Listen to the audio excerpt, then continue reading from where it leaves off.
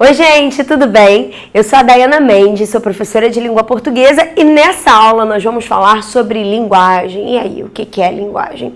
Linguagem é uma palavra, né, um vocabulário que a gente usa no nosso cotidiano, nós fazemos e produzimos linguagem o tempo inteiro. Se eu estou aqui falando com você e você está ouvindo essa aula, a gente já está produzindo aí linguagem. Mas o que, afinal de contas, é a linguagem? Bom, primeira coisa, eu vou tentar te explicar algo que é um pouquinho mais complexo, de uma maneira mais fácil, mais simples. Segundo ponto importante dessa aula. Bom, a gente ainda não tem uma resposta fechada para esse assunto.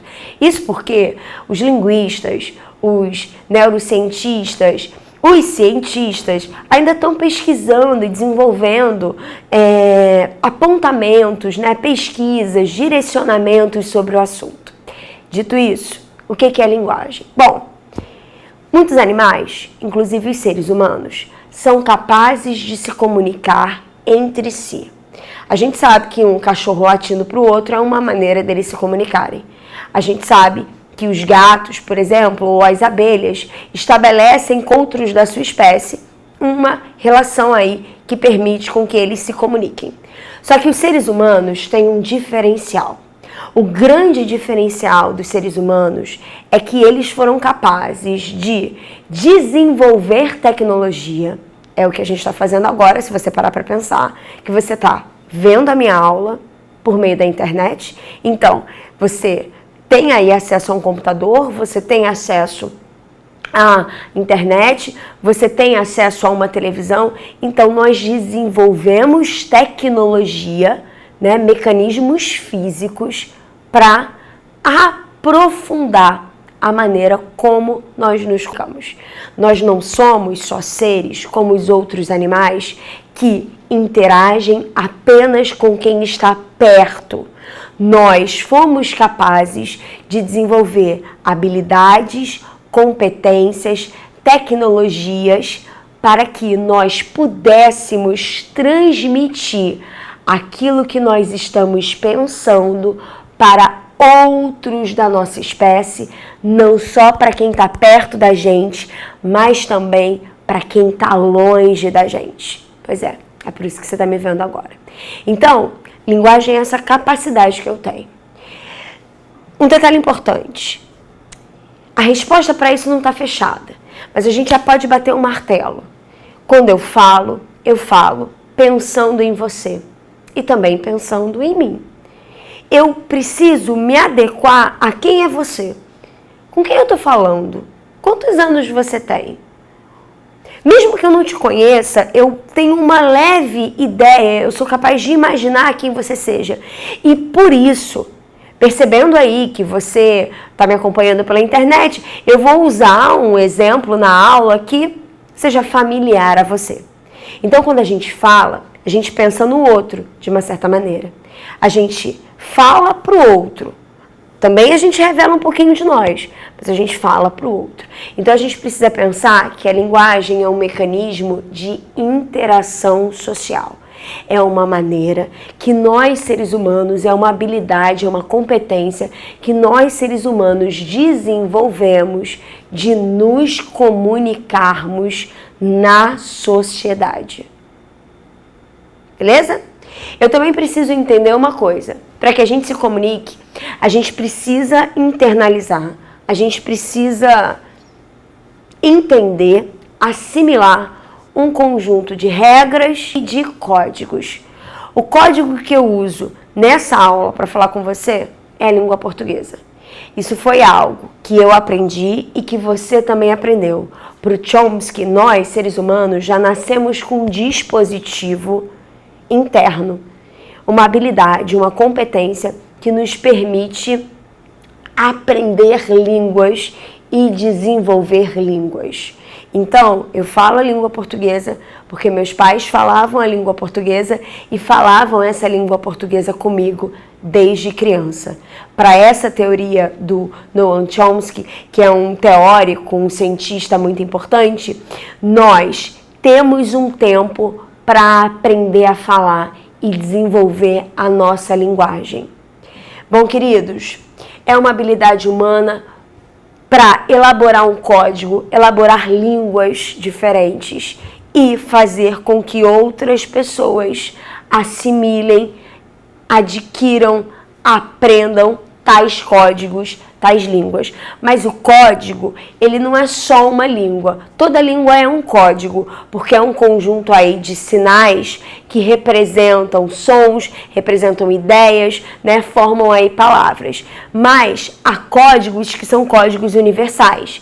Independentemente do idioma que o outro fale e que eu fale, nós vamos nos entender. É o caso do código Morse, por exemplo. O código Morse não é uma língua, mas ele é um mecanismo de comunicação.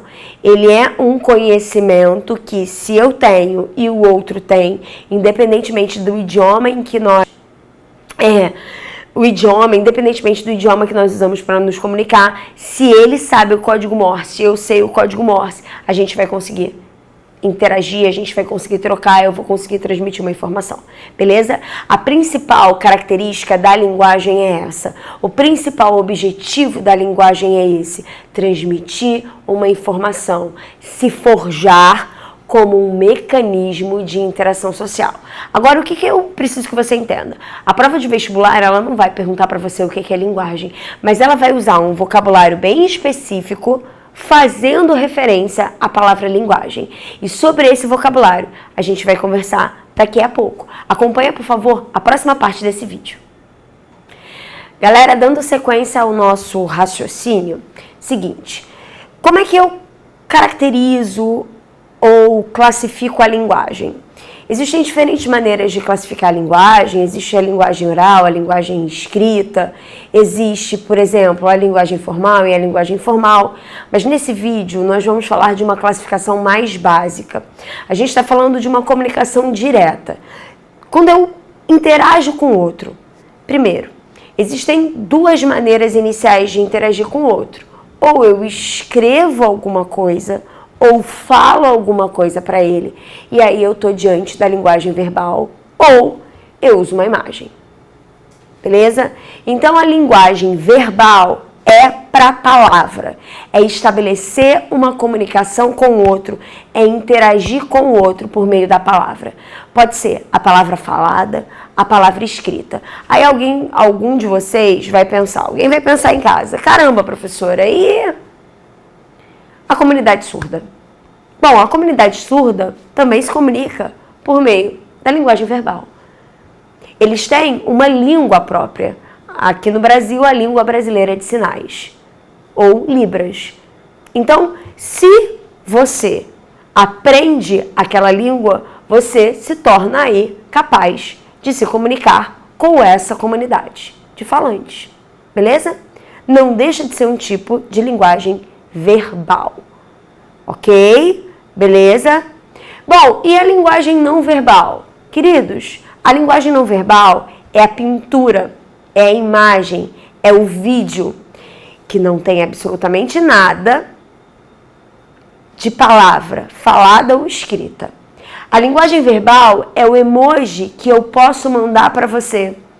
Quando você está curtindo alguma postagem no Instagram, no Facebook, no Twitter, já percebeu que existe um código nessas plataformas para que a gente mostre para o outro que a gente aprova um determinado comportamento, que a gente gosta de alguma coisa? No Instagram é o coraçãozinho, no Twitter e no Facebook é o joinha. Isso é linguagem não verbal. Eu não precisei escrever: gostei do que você postou, amiga, arrasou. Eu não precisei escrever nada disso.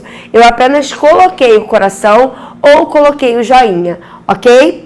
Pensa naqueles emojis que a gente manda quando a gente quer se comunicar com alguém. Um coração, aquela carinha, aquele emoji, né, sorrindo, ou emoji chorando, ou emoji apaixonado, né, com os olhinhos em formato de coração. Se você só se comunicar por meio daquilo, você está se comunicando aí por meio da linguagem não verbal. E aí um detalhe importante: uma pintura famosa, qual é o seu pintor favorito? Você tem algum pintor favorito? Uma pintura famosa, por exemplo, vai fazer uso da linguagem não verbal. Se para pedir para alguém parar, eu faço um gesto, em vez de falar qualquer coisa, eu estou fazendo uso da linguagem não verbal. Há, no entanto, situações comunicativas em que eu preciso usar imagem e palavra. Quando eu uso imagem e palavra, eu estou diante daquilo que eu chamo de linguagem híbrida, o segundo nome mista, o terceiro nome multimodal. Todos esses nomes, híbrida, mista e multimodal, sinônimos para uma linguagem que, para um texto em que eu tenho uma junção de imagem e palavra, ok?